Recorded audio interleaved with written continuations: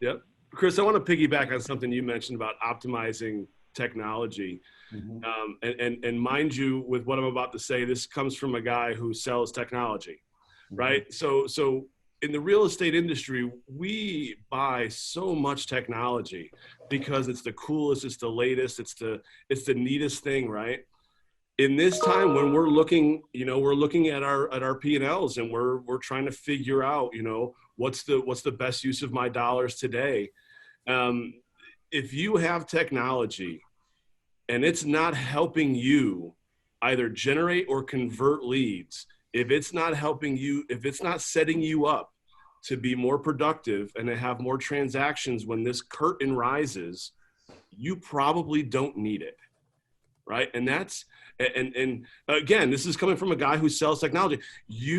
There's a lot of technology out there that's really, really nice to have, but what we have to focus on is what we need to have. And what we need to have is, as Chris mentioned very, very, very eloquently before, how we nurture our database and how we nurture the people we've either done business before or just on the periphery or what have you.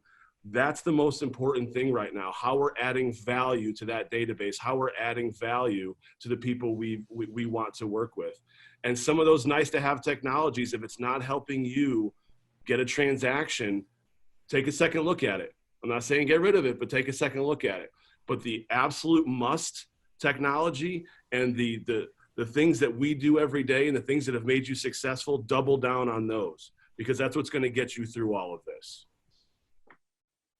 Said in another way, maybe, if you have technology that isn't allowing you to be human to more humans, Yep. and in human business, it's probably a distraction.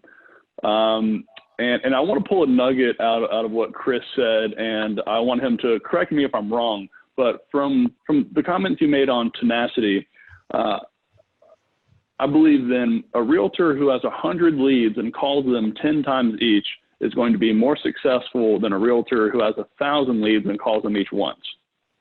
Yeah, I don't have my calculator, but yes, you're going to make contact with 93% of the leads you call a lot, and you're going to make contact with 40% of the ones that you call once or twice.